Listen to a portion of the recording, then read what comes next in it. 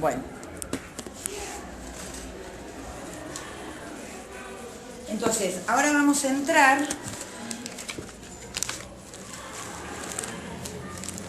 vamos a trabajar hoy un poquito con lo que es la ficha mía de presentación de la materia, ¿sí? Y ustedes la tienen en el módulo.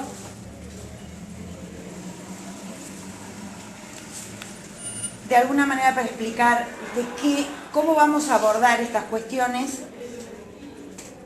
en la materia, ¿sí? Entonces, en esa primera fichita de presentación, lo que ustedes tienen es que la pedagogía, es decir, los procesos educativos existen desde que el hombre puso un pie en esta tierra, ¿sí? La educación es como la otra cara de la moneda del ser humano. No hay ser humano si no hay un proceso educativo.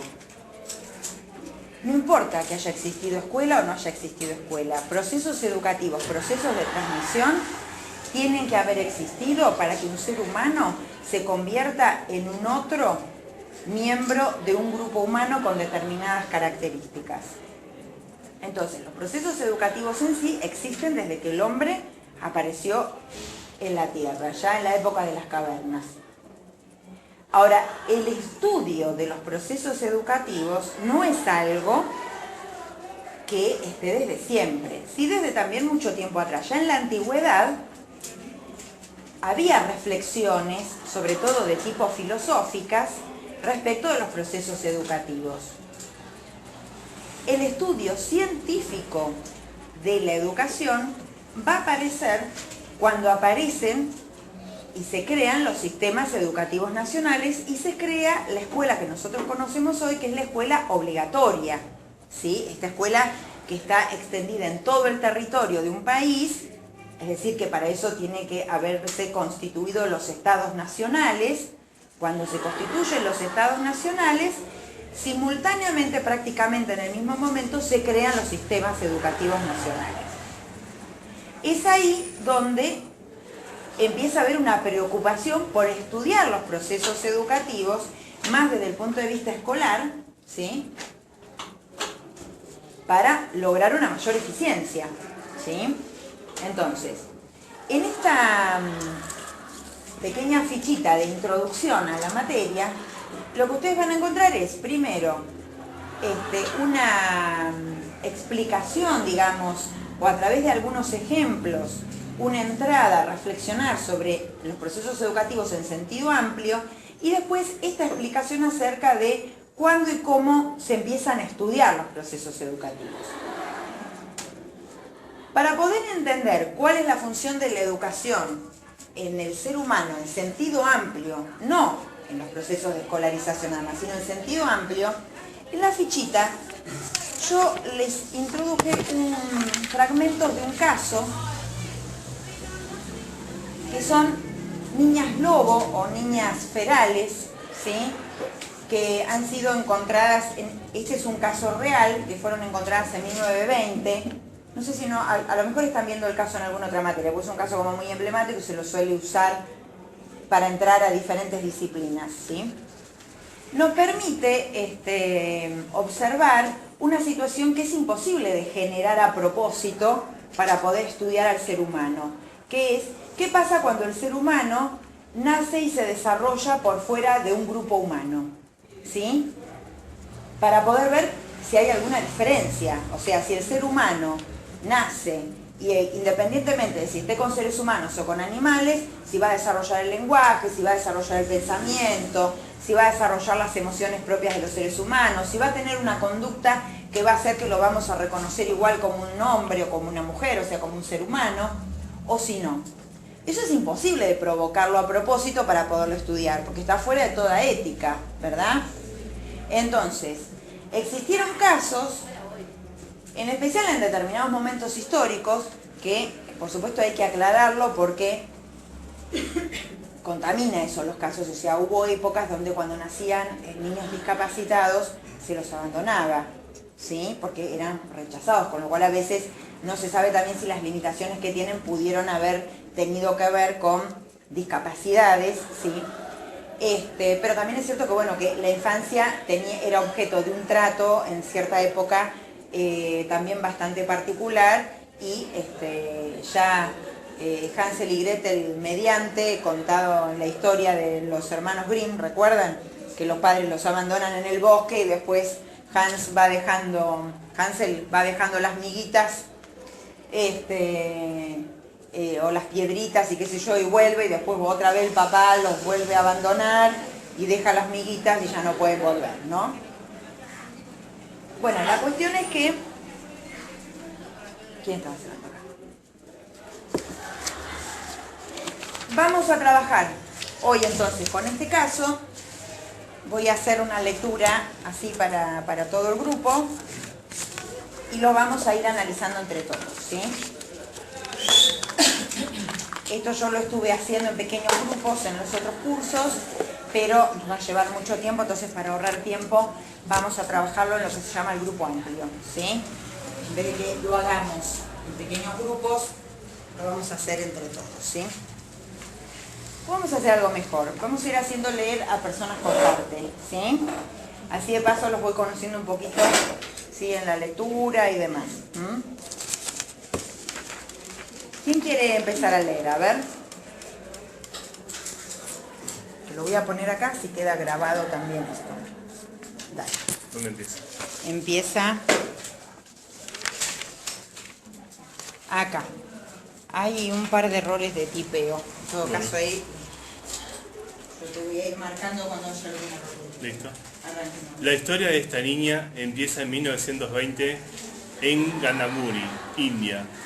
El reverendo Jack Singh, misionero y director del orfanato de Midnapore, en el oeste de Calcuta, fue informado por un nativo horrorizado que había visto un fantasma en el bosque y que era necesario hacer un exorcismo. Singh fue a investigar lo que ocurría. Le muestran una termitera tan alta como una casa de 2 pisos donde se guarecen los seres. En el crepúsculo aparecen 3 lobos adultos seguidos de 2 lobeznos. Luego surge un ser extraño. Inspecciona los alrededores antes de abalanzarse sobre el 4 patas. A su vez, una criatura mucho menor aparece de la misma manera. El aspecto de ambas es repulsivo. El de un cuerpo humano coronado por una enorme crin oscura. Los hombres cargan sus fusiles y apuntan. El reverendo los detiene a tiempo. Los 2 monstruos son en realidad niños. Se trata de 2 pequeñas. El reverendo las lleva a Midnapore. Las criaturas adquieren aspecto humano solo después de varios meses de su captura. Cuando se las puede bañar y rasurar, la horrible mata de pelo. Bautizan Kamala a la mayor, de unos 8 años, y a Mala la menor de aproximadamente 18 meses. Ningún lazo de sangre la une, únicamente la misteriosa clemencia de una loba hacia un bebé humano. Hay un error de tipeo. Sí. De una loba. ¿Sí? Está bien. De una loba hacia unos bebés humanos de las había reunido en el fondo de la guardia. De la guarida. En el fondo de la guarida. Perdón. Durante 4 meses su comportamiento es el de un animal atemorizado. Muestran los dientes e intentan morder a quien se acerca a ellas. Rechazan cualquier contacto humano. Permanecen humilladas la una de la otra en un rincón, indiferentes a todo. El reverendo Singh lleva un diario en el que cuenta su lenta evolución. Está bien, a ver si alguien más quiere leer. ¿Quién más quiere leer? A ver. ¿Alguien más que lea? Dale.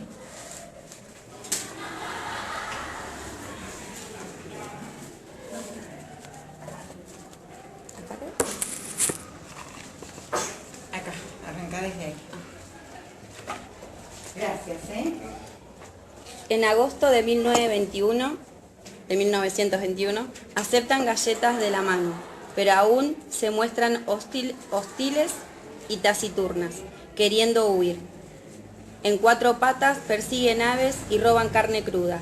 En septiembre, Amala enferma de nefritis y muere. Kamala se suma en una regresión animal absoluta.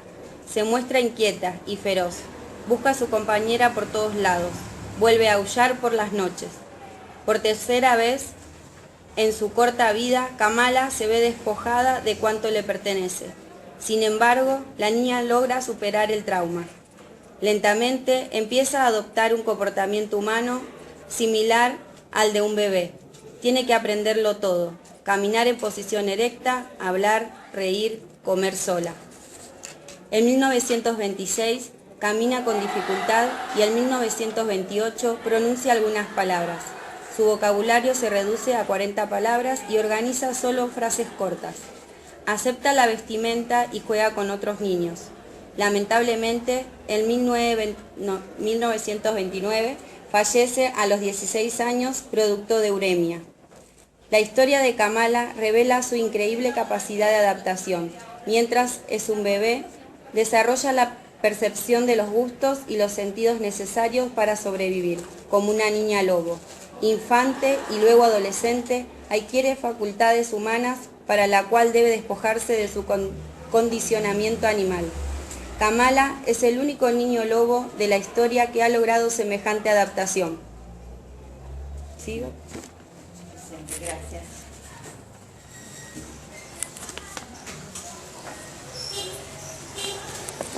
¿Necesitan que hagamos otra lectura más antes de pasar al análisis? ¿Lo tienen fresco? ¿Sí? ¿Anotaron algunas cosas o no anotaron nada?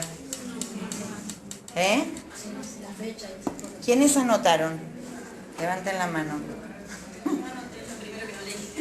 Está bien. Poquitos anotaron.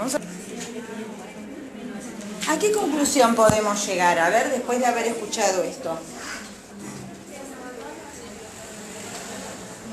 ¿Querés comentarme lo que anotaste? A ver. Fuerte, por favor. Bueno, lo que en 1920, lo que pasó en India, sobre un pueblerino que ha metido un fantasma. ¿Sí? ¿Se puede ser? Sí, era el reverendo. El pueblerino vieron fantasmas, supuestamente fantasmas, y fueron a buscar al cura. Fueron a investigar y encontraron a dos nenas que estaban en un estado deplorable. Bueno, las llevan, se dan cuenta que son niñas de 8 años y 18 meses, Kamala y Amala. Una madre loba, no tiene la sanguíneo, no se adapta muy fácilmente, porque tiene muchas dificultades para adaptarse, viven como, parecen animales. Parecen animales. En agosto de 1921 empiezan a aceptar comida, pero con la intención de huir. Yo lo veo como un perro, que está en la calle cuando tiene miedo y no. En septiembre la mala muere y Kamala lo jura que lo ve como una forma de defender su territorio, como que le sacaron algo que le pertenecía a ella, a una hermana mayor, se lo sacaron y se siente no se siente como herida, porque empieza de vuelta a resultar Claro. como enfrentada y como cuida. Claro. Bueno, en 1926 camina con dificultad, empieza a adaptarse a la sociedad, por decirlo de una manera. En 1928 ya habla y se viste, interactúa con niños de su edad. En 1923 fallece a los 6 años por uremia. ¿Cómo? Uremia. Sí. Bien. ¿Listo? Sí. Para mí el texto trata de hacernos entender cómo importa la formación de un niño cuando es chiquito, cómo cuesta a medida que vamos creciendo sacar esa costumbre y la forma en la que se crió, se adaptó a esas diferentes cosas. Claro. Claro, en este caso la diferencia no era una diferencia de cultura, de país o de la familia que a uno le tocó, sino que directamente estuvieron en una manada de lobos. Entonces, ¿cómo caminaban estas niñas? En cuatro patas. ¿Los hombres caminamos, o sea, los seres humanos caminamos en cuatro patas? No. ¿Tenemos la capacidad de caminar en dos patas? ¿En dos piernas? ¿Tenemos la capacidad de la bipedestación? Sí. ¿Un lobo tiene la posibilidad de la bipedestación? O sea, aunque un lobo lo criemos de chiquitito entre seres humanos, no va a caminar en dos patas. ¿Sí? El ser humano tiene la posibilidad. Pero Amala y Kamala, ¿qué pasó con esa posibilidad? ¿Por qué no caminaban sobre dos pies? Nunca lo aprendieron. ¿Se acuerdan la pregunta que nos planteamos, la función de la educación? ¿Sí? ¿Qué pasaba con la manera de comunicarse de Amala y Kamala? ¿Cómo se comunicaban? Aullaban.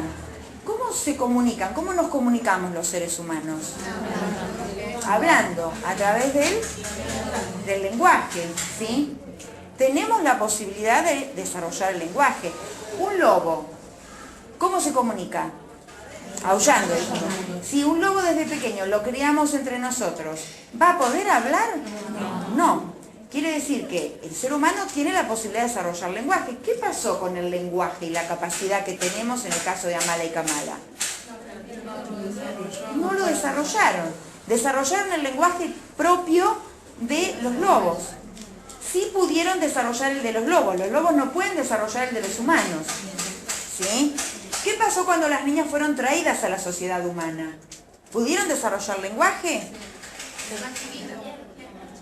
La más chiquita, lo cual indica que hay un periodo crítico para el aprendizaje del lenguaje, ¿sí? Bien. ¿Qué pasa con la sonrisa? ¿Qué decía? ¿Sonreían Amala y Kamala? No, hasta tuvieron que aprender a reír. ¿Los lobos ríen? No ríen los lobos, ¿sí? Los seres humanos reímos. Sin embargo, Amala y Kamala, habiéndose desarrollado entre los lobos, no reían. Entonces, ¿qué conclusión podemos sacar de este caso? ¿A qué nos lleva a pensar? ¿Qué les parece a ustedes? ¿Qué conclusión podemos arribar? Que todo el conocimiento que vamos teniendo desde chicos, y todo lo que sabemos ahora, ¿no? Siendo ya mayor, lo vamos adquiriendo desde pequeños, y a medida que va pasando el tiempo, es lo que todo lo que tomamos es lo que aprendemos, es lo que damos. Ajá. ¿Qué más? A ver, ¿quién más quiere compartir? Para mí es algo que no se adquiere naturalmente, sino que es muy importante la relación con las otras personas para poder adquirir todas esas cosas. Porque naturalmente las chicas, o sea, las nenas que encontraron, no hablaron solas. No se adquiere naturalmente, Claro. Es muy importante la relación con las otras personas. La adaptación, como cada uno se adapta o tiene diferente adaptación a tratar de adaptarse a algo. Ajá. Como, no sé, enseñanza, que sea hablar, todos los chicos tienen diferente manera de adaptarse y desarrollarlo. Ajá. Bien, ahora, ¿el animal se puede adaptar de la misma manera como se adapta el ser humano? No, evidentemente no, porque dijimos un lobo no puede en esa adaptación, por más que se críe entre seres humanos, no puede parecerse a un ser humano, ¿sí? El ser humano nace y criado en un entorno de lobos, parece un lobo. No parece un miembro de su especie, parece un miembro de otra especie, ¿sí? Un lobo, aún siendo criado entre seres humanos, va a seguir pareciendo un lobo, porque va a tener las conductas de un lobo adulto, aunque esté criado con seres humanos. ¿Por qué? El lobo, aunque esté criado con seres humanos, va a tener la conducta de un lobo adulto. Por instinto, por su naturaleza. La conducta está marcada por la naturaleza, está marcada por lo genético, ¿sí? El animal tiene la conducta determinada por lo genético. Hay una información que le llega a los animales, que le llega al lobo, que le indica cómo tiene que conducirse. Pero esa información le llega por la vía genética, ¿sí? No es algo que él tenga que pensar, que reflexionar, no es algo para lo cual necesite la interacción con los otros. Hay algunas cuestiones que los animales aprenden de sus madres, ¿sí? Pero básicamente la conducta básica que define a una especie, ¿sí? es heredada genéticamente. ¿Se entiende? ¿Sí? En el caso del hombre no es así. El hombre nace inmaduro, nace antes de tiempo, se tiene que terminar de hacer afuera del útero materno. Esto le da una plasticidad, una capacidad de adaptación impresionante. Venimos, ¿sí?, con solo potencialidades y posibilidades. Tenemos un plan. Nuestro plan de desarrollo es diferente al plan de desarrollo de un lobo. Por eso en nuestro plan está la posibilidad de la bipedestación, y está la posibilidad del lenguaje, y está la posibilidad de la sonrisa social y de desarrollar todos los afectos y las emociones más elaboradas y complejas que son propias del ser humano. No es que los animales no tengan, por ejemplo, los mamíferos que no tengan emociones, las tienen, pero nada que ver con las emociones de los seres humanos, ¿sí? Es como que eso está en el plan, pero el plan es un plan que se tiene que actualizar y desarrollar en lo concreto. Para que se desarrolle es necesario, lo que decía acá la compañera, la interacción con un otro, ¿sí? Porque ¿cómo se adquiere todo esto? ¿Cómo se adquiere? ¿Cómo lo adquiere el ser humano? Viendo. ¿Cómo? Viendo de los demás, o observando. Viendo y observando, dice. A ver. A través de los estímulos. A ver, ¿cómo sería esto de los estímulos? ¿De qué manera? O por ejemplo, uno cuando tiene un bebé lo va estimulando porque le va enseñando cosas. Entonces, Ajá. a raíz de eso el bebé empieza a decir sus primeras palabras, no sé, a agarrar Bien. madera. Ajá. Bien, hace falta un otro de la cultura que ya está, que ya sí se comporta como un ser humano de esa cultura, que que le va a ir enseñando. Decimos, acá dicen por observar, por mirar. ¿Qué más se les ocurre? A través de alguna experiencia. A ver, ¿en qué estás pensando? Por ejemplo, Si es por de chiquito, por ahí mirando lo que hace el padre, o sea. mirando, observando. Ujú. Quiere decir que es suficiente. Esto, saben que esto aparece en todos los grupos, ¿no? Ustedes recién entran a la carrera y la verdad es que sobre el aprendizaje y sobre la educación todos podemos hablar porque todos hemos sido educados y hemos sido enseñados. Entonces podemos hablar de la experiencia y hay como ideas instaladas. Y la idea muy fuerte que hay instalada es que se aprende copiando, se aprende por imitación, ¿no? Por supuesto que hay un aprendizaje importante que es por mirar. Pero entonces ¿sería suficiente con poner a los niños a que nos mirasen? Puede aprender jugando, viendo. Ajá. El juego es fundamental para el aprendizaje en un niño. Claro, los niños en realidad cuando juegan están haciendo un trabajo psíquico y simbólico muy importante. Están tramitando cada etapa nueva es más, los juegos espontáneos son juegos de desarrollo que tienen sus temas en cada etapa de la vida, ¿sí? Bien, jugando en sí mismo. ¿Qué más? Digo, jugando solo, mirando a los demás, ¿ya está suficiente? Escuchando. Ajá. Y para... Palpando. Imitando está dentro de lo que se había dicho, imitando, ajá. ¿Qué más? Por ahí el bebé puede tener algunas cosas que no sean propiamente copiadas de los demás, no propias de él. El ser humano tiene razonamiento que cuando tiene puede razonar ciertas cosas. Sí, igual diferenciamos. En el caso de un bebé, sí es cierto, hay determinados aspectos constitucionales, o sea, el ser humano trae lo que se llama el temperamento, ¿sí? Sí, es cierto, es decir, digamos, el plan para el desarrollo que nosotros traemos en todos es el mismo, ¿sí? Todos tenemos cuando nacemos las mismas posibilidades de desarrollar el canto, todos podríamos ser, digamos, Eleonora Casano o Julio Boca, dependiendo, bueno, después de las cuestiones ambientales, ¿sí? Pero todos traemos la posibilidad, ¿sí? Ahora, lo que sí es diferente es el temperamento, o sea, los bebés son distintos, hay estudios donde son distintos. Algunos son más pasivos y más tranquilos, otros son más enérgicos, ¿sí? Son más activos, ¿sí? Eso sí, es como un temperamento de base que se trae. Pero en cuanto al plan del desarrollo de las funciones que son típicamente humanas, todos somos iguales cuando nacemos, ¿sí? Lo que pasa es que después lo que se desarrolla o no se desarrolla es porque es en interacción con el ambiente. Y fundamentalmente acá lo que importa es la función del otro. La función del otro que me va a transmitir. Porque yo les dije, ¿cuál es? La transmisión. Entonces ustedes dijeron copiar, ver, mirar, imitar, ¿sí? Y accionar solo, ¿sí?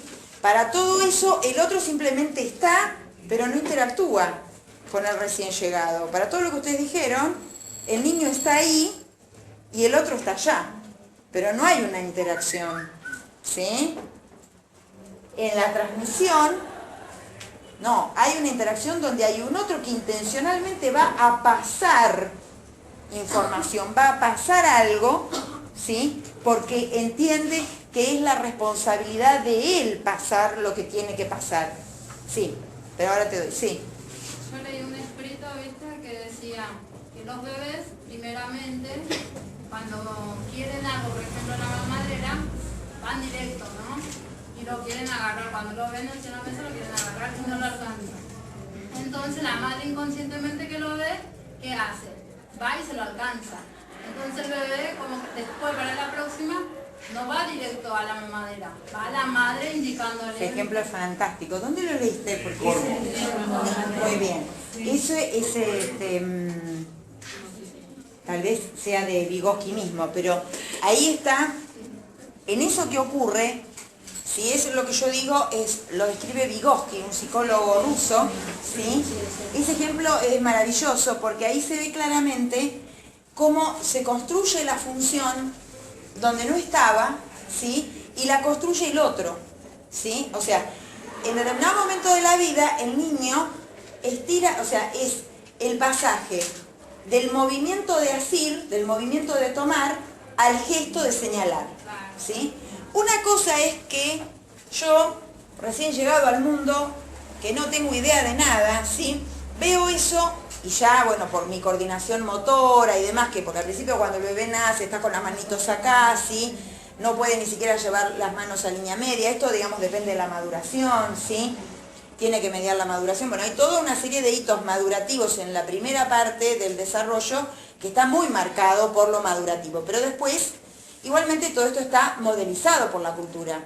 Pensemos, por ejemplo, qué diferente que era el desarrollo psicomotor de las personas en la época en que se fajaba a los bebés. ¿Sí? ¿Sabían esto? ¿Vieron Hijitus, el dibujito de Hijitus, el personaje de Oaki? ¿Saben por qué Oaki está todo así envuelto y tiene una colita ahí que le... ¿Sí? Porque Oaki, o sea, aparte por la época que escribió García Ferrer esa tira, ¿sí?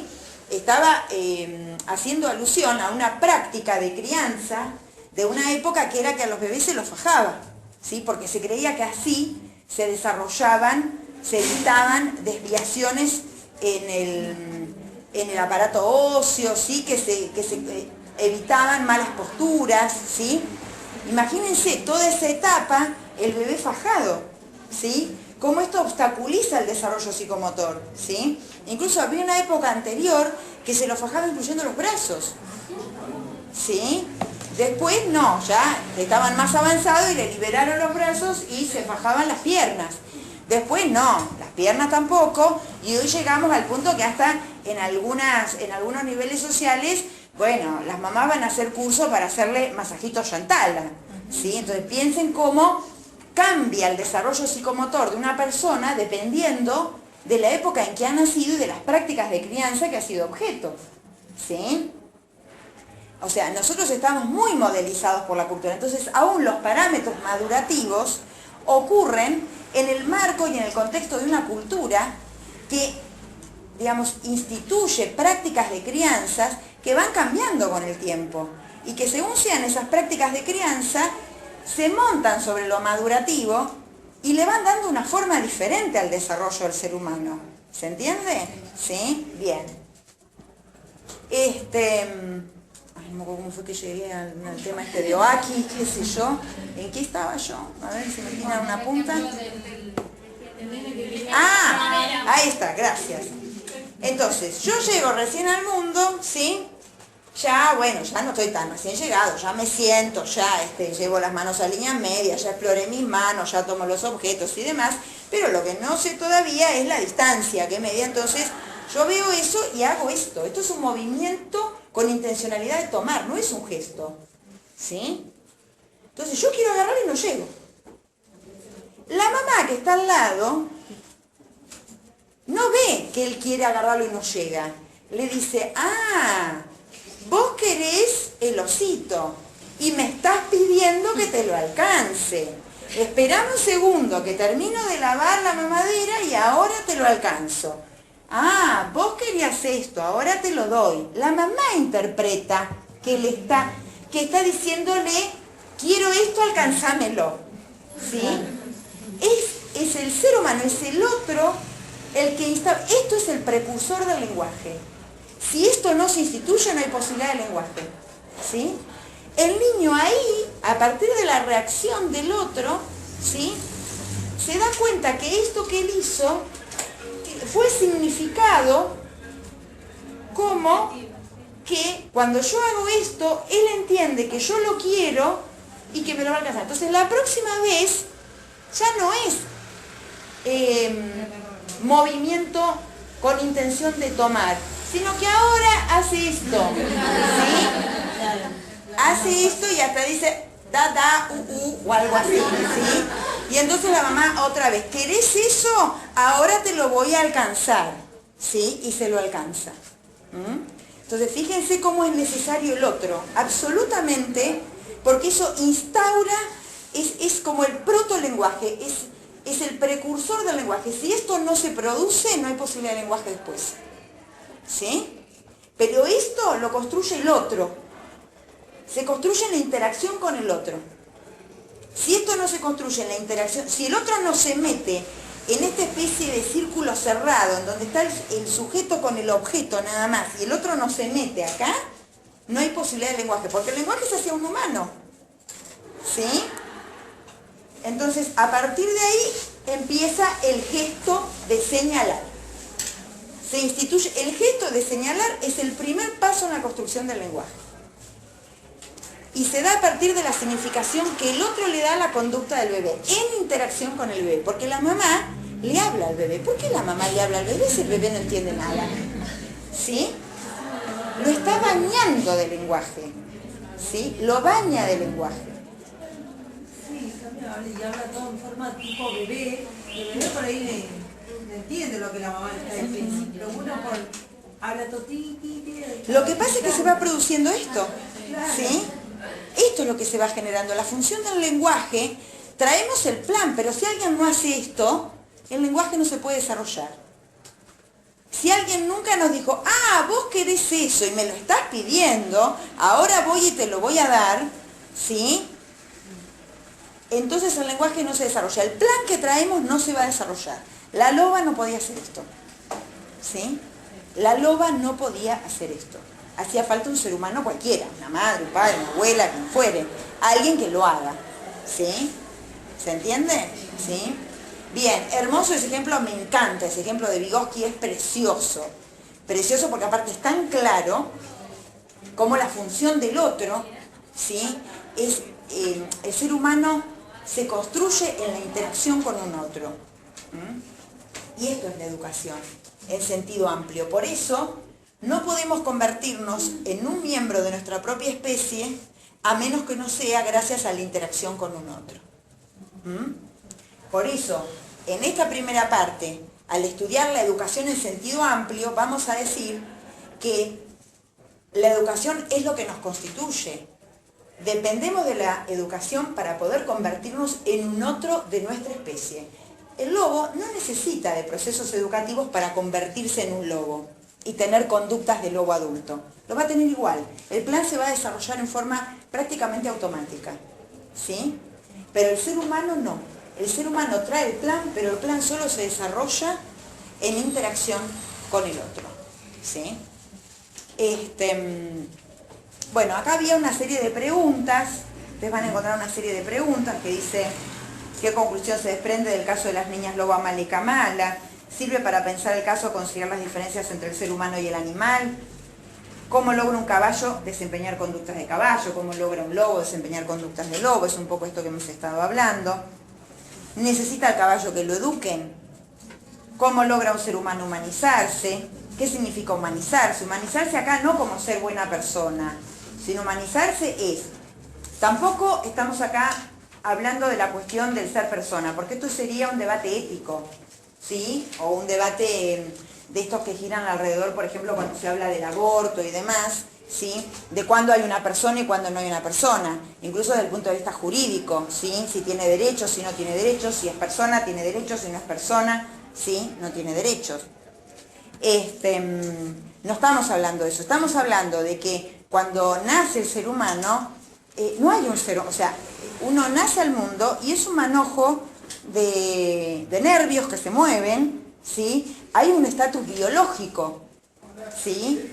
Pero de ese estatus biológico hay que pasar al estatus social, y para pasar al estatus social se produce a través de la interacción con un otro, instalando lo que es lo psicosocial, ¿sí? Es como que el ser humano nace y nace en el plano biológico, no hay un ser humano ahí, ¿sí? Hay desde lo biológico un conjunto de posibilidades. ¿Se entiende esto? ¿Sí? Entonces, cuando hablamos de qué significa humanizarse y qué significa convertirse en un ser humano, quiere decir que cuando advenimos no somos un ser humano, porque no hablamos, no nos paramos en dos piernas, no sonreímos, ¿sí? No tenemos las conductas típicas de un adulto de nuestra especie. Un potrillo nace y ya está parado, ¿sí? Y ya al poquito tiempo nomás, o sea, es muy breve el periodo en que es dependiente de la mamá. Al poquito tiempo ya tiene las conductas de un caballo adulto. Un ser humano cuando nace no tiene las características, su conducta, sus desempeños no son los propios de su especie. Los tiene que construir, los tiene que desarrollar. Y para eso necesita de un otro y necesita de la transmisión. ¿Se entiende? ¿Sí? Esa transmisión siempre se hace en el marco de una cultura. Porque, a ver, incluso el desarrollo psicomotor no es igual en un ser humano que nace, un niño que nace en Nueva York, en un edificio, ¿sí? En una clase acomodada de Nueva York, que es alguien que nacía en el mundo antiguo en Esparta, donde a los niños se los preparaba para la guerra, ¿sí? ¿Me entienden? O sea, el desarrollo psicomotor, las conductas del ser humano adulto que se esperaban en una cultura y en otra, en una sociedad y en otra, son completamente diferentes. Pensemos en las cuestiones de género. Ser mujer hoy, conducirse como una mujer, adquirir las conductas típicas de una mujer adulta de mi grupo, de mi especie, ¿sí? No es lo mismo nacer hoy acá en Buenos Aires, 2015, ¿sí? ¿Cuáles son las conductas típicas de las hembras, entre comillas, que no seríamos hembras nosotros, de nuestro grupo?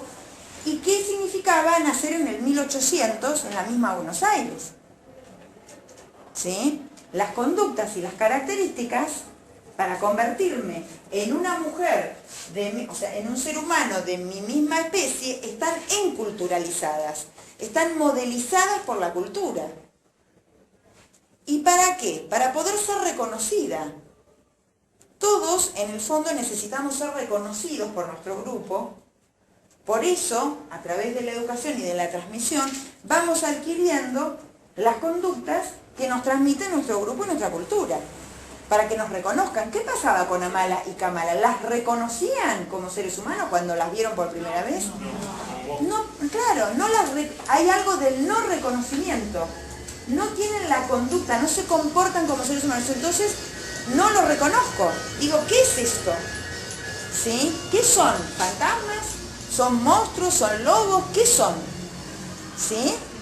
Hay algo del no reconocimiento. No lo reconozco como un semejante. Para ser reconocido como un semejante, alguien tiene que hacer este trabajo. Es un trabajo tan generoso, tan amoroso, que ya vamos a ver en qué consiste, porque vamos a ver con el texto de Méliès, Frankenstein educador, que él va a hablar de que no existe, o sea, la transmisión por sí sola no garantiza lo bueno absolutamente. Dependiendo de cómo se haga esta transmisión, el sujeto se va a poder desarrollar, o al revés, hay un tipo de transmisión que puede obstaculizar el desarrollo de la persona. ¿Sí? ¿Qué hora tenemos, gente? Y cuarto pasada, 9:15. 9:15 pasadas. Bueno.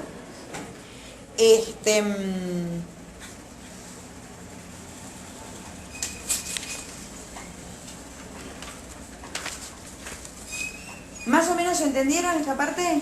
Sí, bueno, igual esto está retomado en el video Introducción al concepto de la transmisión, que está colgado en el Facebook, ¿sí? Tienen 2 videos sobre Introducción al concepto de la transmisión, son videos míos, ¿sí? Hay uno que no tiene numerito, es Introducción al concepto de la transmisión, y el otro es Introducción al concepto de la transmisión 2, ¿sí? Los videos están en YouTube también. Así que bueno, en el Facebook está el link, si no los pueden buscar en YouTube. En el plan de lectura también está indicado los nombres de los videos para que los busquen. Y en el programa de la materia están los nombres de los videos y los links. El de la esquina, el kiosco de la esquina, Sí. tiene la fotocopiadora rota. ¿Sigue rota? Sí, por eso. ¿En otro lugar no está? Porque tiene para rato. La chica puede estar diciendo que...